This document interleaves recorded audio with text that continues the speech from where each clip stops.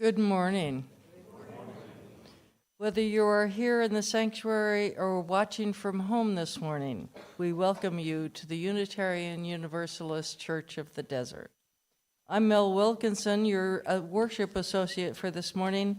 Ginger Hemingway was supposed to be the worship associate, but has been taken ill, so I am here for her. Before we begin, please take a moment and silence your cell phones or I was going to say pagers, but we don't have those things anymore, do we? Cell phones is good. Here, as we do each week, we acknowledge that we are gathered on the unceded lands of the Agua Caliente Band of the Cahuilla people. We commit to grow in our understanding and relationship with this land and with the people who inhabited it and nurtured it before our arrival. In this congregation, we strive to honor the inherent worth and dignity of every person. You are welcome no matter your age, your size, whether you are rich or poor, or if you have a different sexual orientation or gender identification than the person sitting next to you. We welcome people of all races, all religions, and all cultures. We welcome all those who will learn and grow with us as we commit together to embrace the rich and beautiful diversity of the world. Our goal here is to build a community centered in justice, in compassion, and in love. We're very grateful for your presence. I mentioned the coffee hour, and it's where we do a lot of the church business. We make social commitments. We find out who's going to lunch and where. And if you'll join us after the service, perhaps you'll have a new dining partner for lunch. As you probably figured out, there's more to this congregation than just the Sunday service. There is more information about us, about the programming that takes place for your viewing pleasure from your home on a weekly basis, and the calendar and the minister schedule and the monthly meeting schedule of all the committees. Look us up at uucod.org or email Pam in the office at admin@uucod.org. And now please join me as the Reverend Ian rings the Tibetan bowl and we listen to Chip Prince as he plays Ubi Caritas, composed by Maurice Dureflé as the music for centering.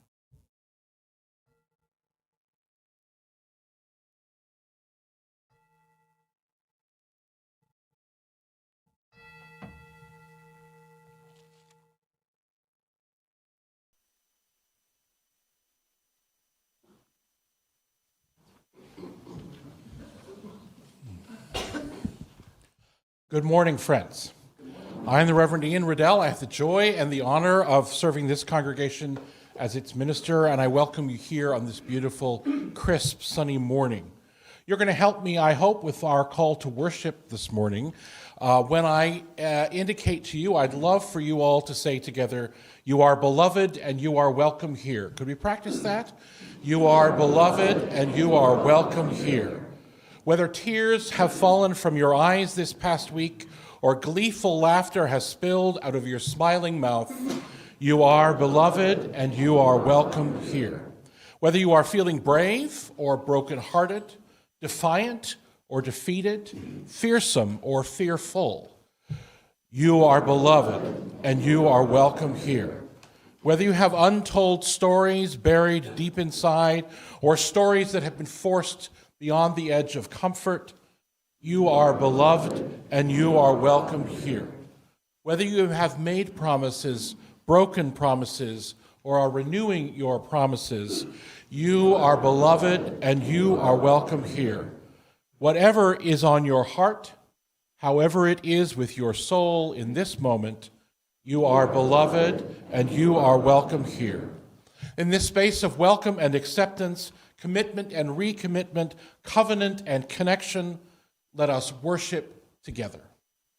And friends, I invite you to begin that worship as you rise in body or in spirit as we sing together our opening hymn, "Just as Long as I Have Breath."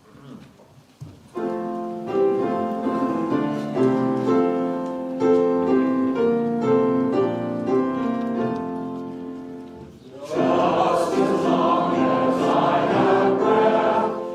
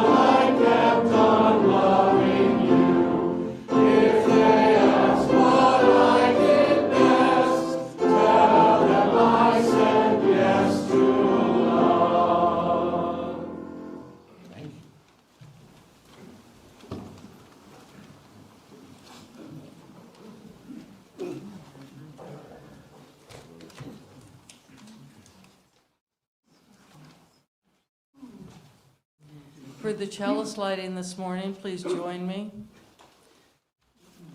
Symbol of light and knowledge, symbol of warmth and freedom, we light this chalice as a symbol of our faith.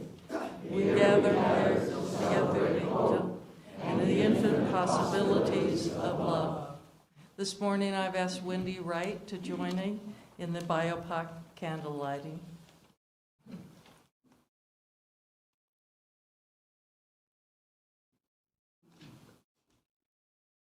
If you'll join me. We light these candles in solidarity with Black, Indigenous, and other people of color as we journey together toward spiritual wholeness. May we, as a loving community, work to dismantle racism and all forms of oppression. May we live out our values so that justice, dignity, and equity to all prevail.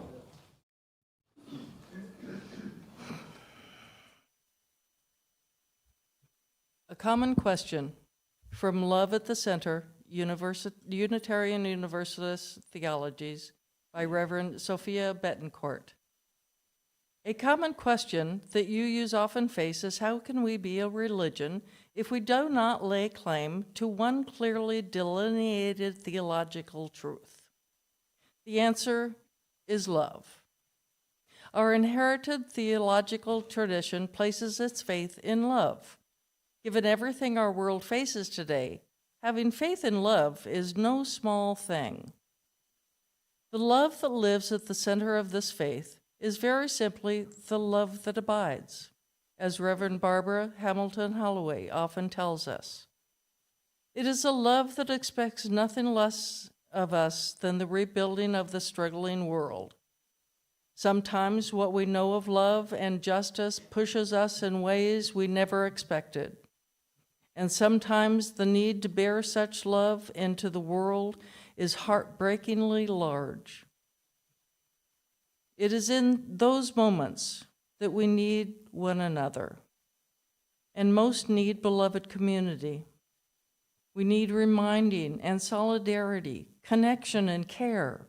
Our freely made choices to participate in that greater community can slowly renew us and even repair the kinds of grief that have been building for many of us, to restore what we have longed to hold at our own centers and a heart which keeps us from being more loving. We hold a love greater than we know between and among us, born from all that we hold holy. It makes many of us in community to insist that a better future is possible, to keep us faithful to our commitment when we err or falter, and to remind us that we are constantly connected to the hope-filled belief in human goodness and the capacity for love, even when we feel furthest from that which is larger from our own knowing. The Reverend Sophia Betancourt.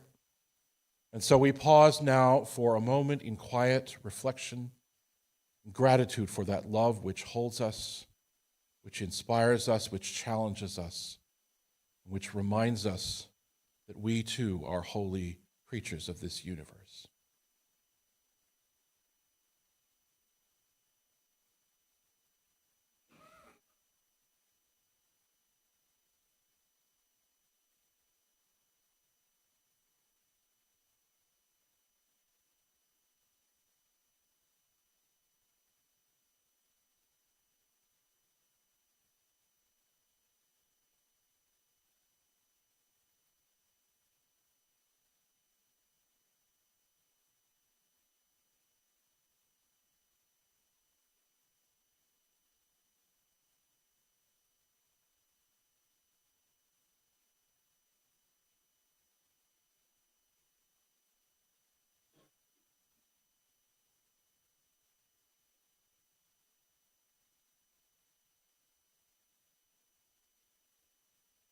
May all beings know love.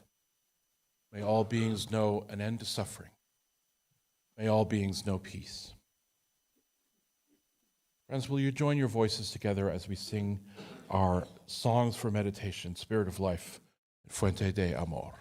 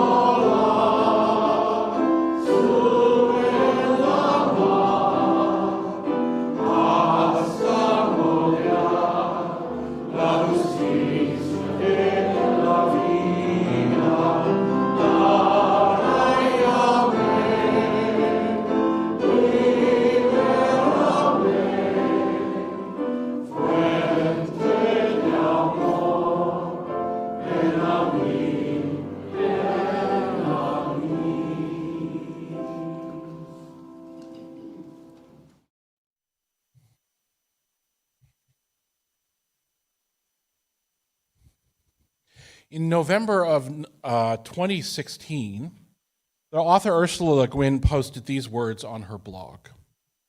Americans have voted for a politics of fear, anger, and hatred, and those of us who oppose this politics are now trying to figure out how we can oppose it usefully. I want to defend my country, she wrote, my republic. In the atmosphere of fear, anger, and hatred, opposition too easily becomes division, fixed enmity. I'm looking for a place to stand or a way to go where the behavior of those I oppose will not control my behavior. The remainder of the blog post is her try to find grounding for resistance and survival in metaphors that don't grow from military or violent language or systems. For Le Guin, this grounding, she hoped, came from a Taoist understanding of the power of water to erode and resist and continue to flow. From the time she was young and found her father's old copy of the Tao Te Ching on the bookshelf of their home, Le Guin had found Taoism to be a way of thinking that moved and inspired her. It permeates especially her later writings, and you can see it in her ways of thinking and talking about larger ideas in both her fiction and nonfiction writing. So many of you over the past weeks have shared your anxiety and wondering about how we're going to manage, cope, survive the coming years under the renewed administration of the same politics of fear, anger, and hatred that Le Guin wrote about 8 years ago. What are we going to have to do to protect ourselves and those we love, and to protect those most at risk in our communities? I wonder this myself every day. And I find myself returning, as Le Guin did, to the philosophies and practice of my younger days. Those ideas that shaped me and helped guide me to where I am now. And I've talked with you about seeking out comfort in the face of fear and anxiety before this time, but I don't think that's what I'm being called to do right now. This returning, inspired by Le Guin, feels like an act of remembering who I was and who I am in the face of the fear and the loss of that as I figure out how to resist and survive and support myself, my family, my neighbors, my community. Now, I share this not because I think you should carry my story and my specific path as one to follow, but as an invitation to your own practice of remembering who you are who we are as we move toward uncertain futures. Because while we can change and grow, we must change and grow, grounding ourselves in our essential commitments allows us to resist having our behavior controlled by those we oppose. I grew up in the Anglican Church of Canada, so think Episcopalian, but more Canadian. And for most of my childhood, we used the service liturgies found in the Book of Common Prayer. Now, I think many of us might find the language archaic today, but there was a beauty and a poetry to it that grew out of the King James version of the Bible, and the language of Shakespeare, and of the time when those things were created was the same time the Book of Common Prayer was originally created. Though the theology I grew up with is mostly not my theology anymore, the language, the poetry of it still grounds me, entices me, and often offers me some security in anxious times. It's why I still have a copy of the Book of Common Prayer in my office to this day. Now, I said my theology has mostly changed from that Anglican Christianity of my childhood, but there is at least one passage that stays in my heart. It's a version of an incident from the Gospel of Matthew when Jesus is asked what the most important commandment is. And he responds this way: "Thou shalt love the Lord thy God with all thy heart, and with all thy soul, and with all thy mind. This is the first and great commandment. And the second is like unto it, thou shalt love thy neighbor as thyself. On these two commandments hang all the law and the prophets." To say that again, on these two commandments hang all the law and the prophet. That idea that all of ethics and law and relationship should grow out of love first, that's what sticks with me. That love is the grounding for all we do, that we're commanded to center love. This has been a standard I have strived toward in all I do, imperfectly, but central nonetheless, even as my larger theology around that has changed. That has been a core for me. And then understanding that love is at the center of all of our relationships, our communities, our values, of course, invites me, I hope maybe you too, to think about our own Unitarian Universalist tradition, where we have recently reaffirmed that love is at the center of all of the values and covenants we share with each other. That love that Reverend Sophia Betancourt wrote about, as Mel shared with us earlier today. Now, our theme for this first month of the new year grows out of this commitment to the spiritual discipline of love. It's what I'm talking about today. It's what I'm going to be talking about over the next few weeks. Now, this grounding of love in love is not new in our tradition. Just as I felt called to renew my understanding of my own spiritual and ethical roots, I'm also inspired for us to look into our Unitarian Universalist history, to remind us of where we have grounded ourselves. Now, almost every week at service, though we didn't do it today, we say these words as we light our chalice. May love be the spirit of this church. May the quest for truth be its sacrament, and service be its prayer. To dwell together in peace, to seek knowledge in freedom, and to help one another in fellowship. This is our aspiration. Now, these words are not ours alone. They are spoken in many, many Unitarian Universalist congregations around the country each Sunday morning. They are adapted from words crafted by L. Griswold Williams, who was a Universalist minister who served churches in Vermont and New York in the first half of the 20th century. His original version is a little different. He wrote, "Love is the doctrine of this church. The quest of truth is its sacrament, and service is its prayer, to dwell together in peace, to seek knowledge in freedom, to serve human need, to the end that all souls shall grow into harmony with the divine, thus do we covenant with each other and with God." These were his words in the first half of the century. Now, our version changes doctrine to spirit and replaces "to serve human need" to help one another in fellowship. And we now leave off the parts that mention the divine and God. And why we might do that is a conversation for another time. The other big difference is that the tone of the language has changed from assertiveness in the making of a covenant to do these things. Now we are aspiring. I know that in other places that I've been, this change was made in humility. We are striving to do these things and be this kind of community, not claiming that we already and always are. But I wonder about leaving behind that covenant piece, that promise piece. If we look at the history of our religious forebears in the early days of this European presence on this continent, we know that one of the things that distinguished our ancestors from those of other religious leanings was that their insistence on covenant over creed. Their understanding that what brought and held them together was not just long ecclesiastical tradition, but an intentional gathering of people who would support, admonish, and govern themselves. They understood themselves to be creating a covenanted free church. Alice Blair Wesley, who's a scholar of our history, in looking at how our ancestors talked about these commitments, took their words and crafted a version of their covenant that would share her understanding of why we still gather together in this way. In 2001, she wrote this as an example of a covenant we might have. A covenanted free church is a body of individuals who have freely made a profoundly simple promise, a covenant. We pledge to walk together in the spirit of mutual love. The spirit of love is alone worthy of our religious loyalty.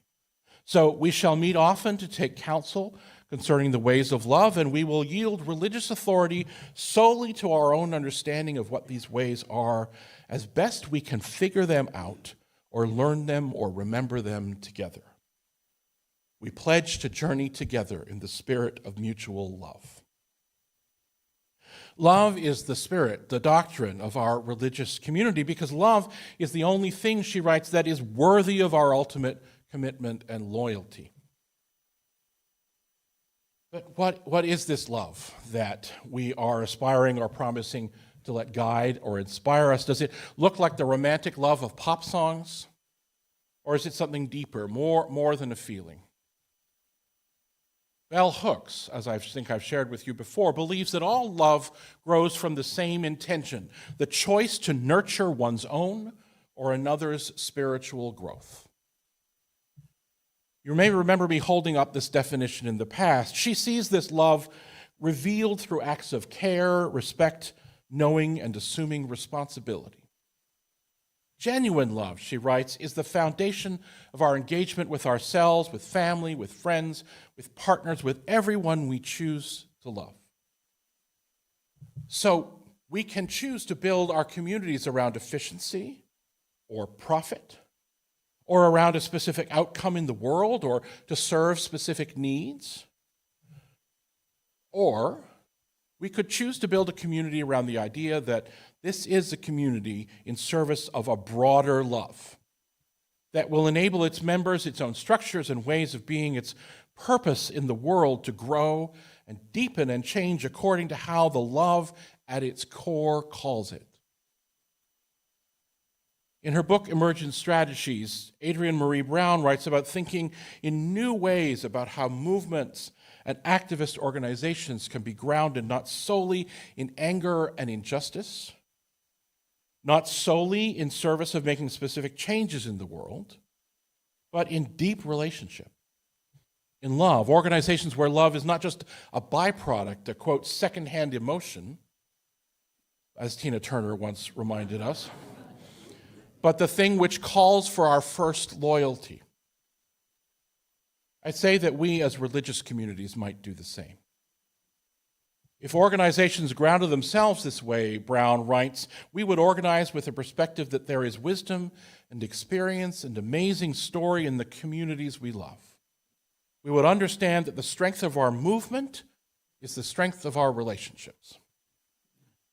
And it is in relationship that we find the way to build powerful communities capable of transforming themselves and their members and the world around, especially in these troubled days, where we need community for support and resistance and resilience. Now, as any of you who've been in any organization with any other human beings know, these relationships are not always easy. They're not always smooth. They may call us into tension, into conflict, into grappling with our own boundaries and understandings. The most compelling relationship, writes Carter Hayward, the most compelling relationships demand hard work, patience, and a willingness to endure tensions and anxiety and created mutually empowering bonds. They require of us humility, the ability to know that we are all capable of mistakes and wrong-headedness, that we can all falter. These relationships require of us commitment, steadfast faithfulness to each other and to that which calls us all forward. They require of us the strength and the curiosity to be present in each other's pain and joy, to be able to say the words, "I'm sorry," and to be able to ask the question, what can we do together? They require of us the curiosity, the humility, and commitment to constantly remind ourselves of what it is that calls us and how we can continually grow and deepen in our service to that, to each other, and to the world. At the end of his essay, Nothing Personal, James Baldwin wrote these words: "For nothing is fixed forever and ever. It is not fixed. The earth is always shifting. The light is always changing. The sea does not cease to grind down rock. Generations do not cease to be born, and we are responsible to them because we are the only witnesses they have. The sea rises, the light fails, lovers cling to each other, and children cling to us. The moment we cease to hold each other, the sea engulfs us and the light goes out." Now, Baldwin was unflinching, uncomfortably so, in his seeing of reality, of the agonies of our society, of the reality of the effects of hatred. Though he was writing decades ago, his seeing is still an invitation for us in these days to see clearly the scope of the challenge and the necessity for us to build communities of love and care, because we are everywhere bombarded with the deathly lie that we are alone and separate and divided each against the other. That what makes you stronger and safer makes me weaker and more vulnerable. We are bombarded by trivial pettiness and meanness of spirit and the idea that some of us are disposable for the comfort of the rest of us, for the comfort of a much smaller group of the rest of us. But here's what I know. The core of my understanding of this divine, complex, terrifying, glorious universe is that we are not alone. We are not separate. Everything moving and unmoving, seen and unseen, known and unknowable, all of that is one. All of that, all of us are the body, the heart, and the spirit of the divine reality. Alan Watts says we are the universe playing hide and seek with itself. And separation is an illusion. It's an illusion that causes great pain in the world. But our work, the work of our congregation, our ministry, is to realize that to minister, to know that, and to minister and mentor ourselves and each other and the world into recognizing the fact of our unity.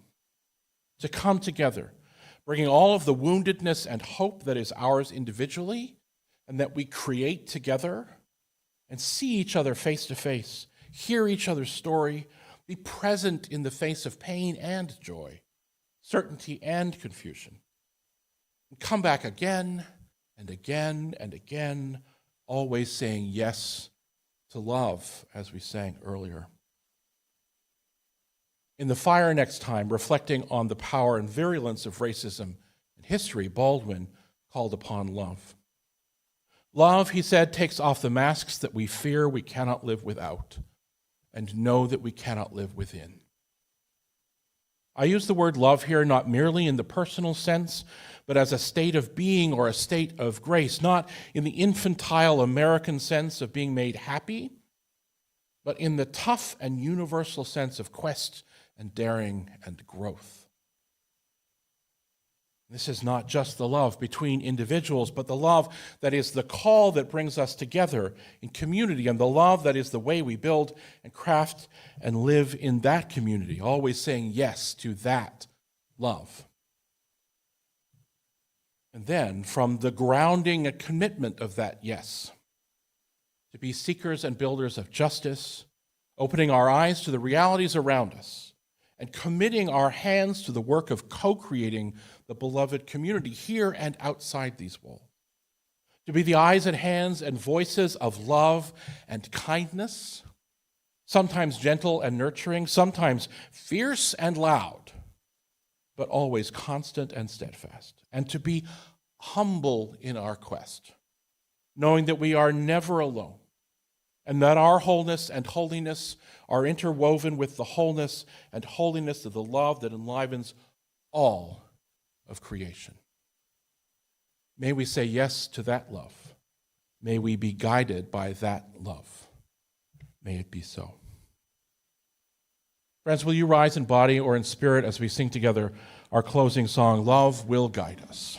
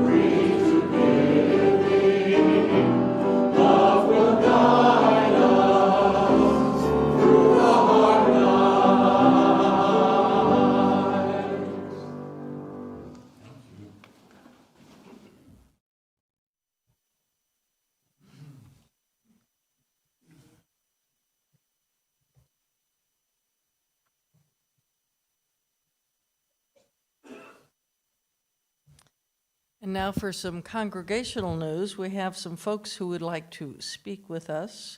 First, we'll have Randy, and then Bob Rancourt, and then Jane. If you'll please come forward and limit your talk to about 2 seconds. 30 seconds. Oh, good. Good morning, all. I'm in charge of the Sacred Stone Project. So these are the stones that we have out at the Celebration Garden. You can either get a 12-inch tan stone or a pink oblong stone for your choices. We have a couple more weeks to gather. We've got about 6, and I need a minimum of 8 to have our engraver come in. These stones can be a celebration of a marriage or a wedding date or somebody's lifespan or whatever you'd like them to be, just a simple word or a simple phrase. They cost $250. A certain percentage of that goes to the engraver, and then a greater percentage of it actually goes into a fundraising fund for our sacred grounds. So come see me. I've got a couple more weeks. I've got order forms out at the welcome desk. Thank you.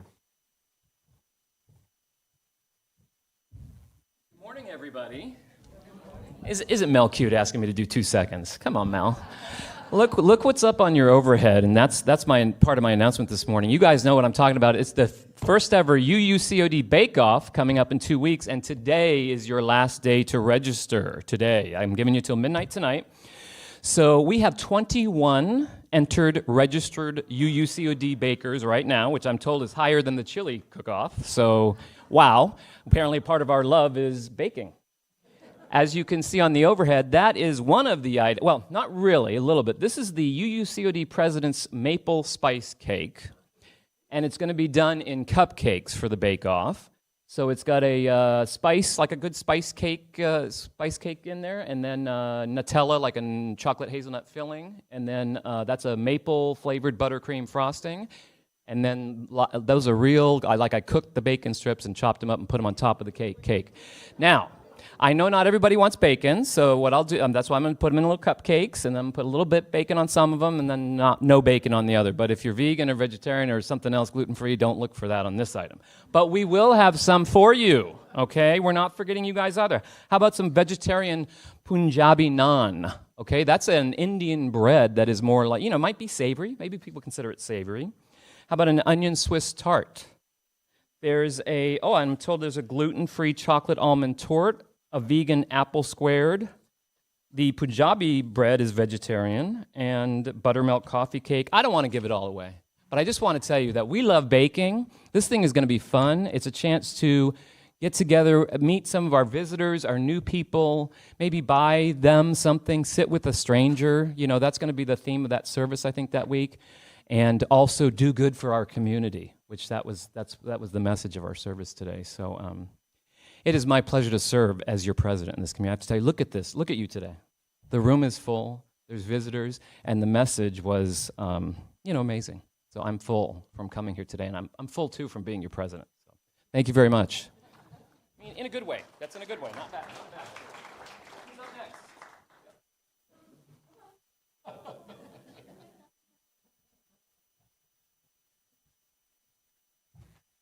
And I'm afraid I'm not going to meet the 2 seconds either. But you can tell me when to stop. I'm Jane Beth Stover, and I am the chair for this year's yard sale. Yay! Did you get a gift over the holidays that you sort of don't know what to do with? Did you make a New Year's resolution that you're going to clean out your closets? The yard sale's coming right up. We will take almost anything. And literally we can, is this too loud? And literally we can sell almost anything. The only exception to that is the big bulky items. We can't manage them physically. They take up too much room. So we can't sell your sofa. So, if you have questions, call me. I'll be glad to talk to you about that. The sale is going to be March 7th and 8th, so that's almost just like 2 months away, literally. We're going to be taking donations starting on the Sunday before, which is the 2nd of March, and we will take donations daily until the 6th. The sale is on the 7th and the 8th. We cut off at noon on the 6th. You can bring them to into the community room. If you're going to be away during that time and can't drop things off during that donation time, or if you're having trouble storing them at home, we have a solution for you. Rob DeWars and Jerry Alnadu very kindly have provided us with a storage unit. Thank you, thank you, thank you. And so just contact Rob or contact me, and we will meet you over there and load things into the storage unit. We have a couple requests. One, when you bring things in, please bring them in clean. The pricers don't have time to clean things, and dirty things just don't sell. So please just make sure they're clean. And the second thing, put them in a box. We can't, especially over in the storage unit, we're getting quite a bit of things over there already, and we need to be able to box them up, in boxes and stack them up. And if they're just loose, we can't stack things on loose things. We have, I already said that. So this is a 2-day sale. And after Friday's sale, we're going to leave the items on the patio. We're going to cover them, bring valuable things into the narthex, and then we're thinking of how are we going to protect the items that are left out over Friday night till Saturday's sale. Well, the yard sale committee and I have come up with a bright idea. And this is how it goes. If we have congregants who have RVs or campers and are willing to park in the parking lot overnight, their presence is going to be a great deterrent. This is a variation of what the Mormons have done over at their church on Monterey. They had a 2-day sale, and they partied. Their congregants partied all night. And I thought, well, I don't know if we're going to get takers for that. But we thought if you are in your cozy RVs, that it might work. But I need to know if this idea is going to fly, if we've got congregants who have RVs or campers and are willing to do this. If not, our committee needs to go back to the drawing board. So please let me know if you can help us out this way. We have a couple other items that are, she's going to cut me off. Okay, I'll be quick. Couple other items, large tables. We always run out of tables. If you've got big tables at home, we can use them. Clothes racks. If you've got clothes racks, that's really going to be helpful. And we're going to be making signs on the 12th in the community room. So if you're handy making signs, we'd love you doing it.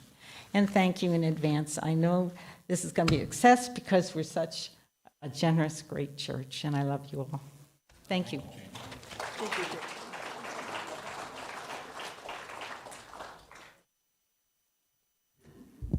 Well, that was not lengthy enough. I have a few more announcements.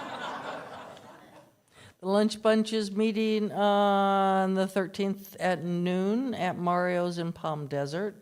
Please talk to Shelley Gilman and sign up. There's Shelley over there. Couple announcements from Social Justice. There's a UU Side with Love t-shirt sale going on right now. They're 1972. Who came up with that? Yeah. They're $20. You can choose from baby blue or orange yellow, and they come in all sizes. The People's March is coming to Palm Springs on January 18 at 10 a.m. on the new downtown park. Please remember it used to be called the Women's March, and now it's People's March. So come on out and support us. Carol Lavoie wants you to know that it's time for Bingo Championship. Join us at the UUCOD on February 1st, Saturday from 2 to 4. There's no cost to play. It kicks off the annual Pledge Fund Drive with an afternoon of bingo. Popcorn, prizes, and good company. What else could you ask for? Next Sunday is Socks on the 2nd. Please bring a new pair of socks for our homeless folks. And on a personal note, my mom's artwork has been hanging in the community room. If you've all missed it, don't miss it. It's going away soon. But we are looking for a lot of people to come and express their artwork, whether you have your ancestors' artwork or yours or your buddies, or you just bought some really cool artwork. Come share it with us.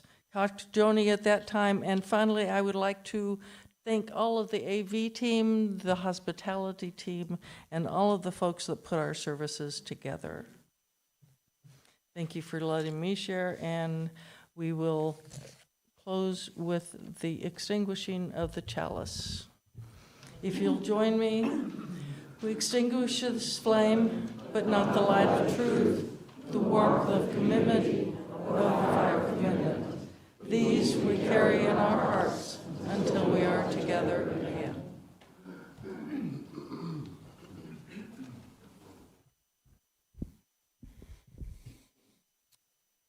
Friends, the Buddha said that hatred will never cease by hatred. It will only cease by love. As we go forth into this world, may our lives be given not to fear, but to hope, not to hate, but to kindness, and not to indifference, but to love. Go in peace, my friends, to love and serve the world.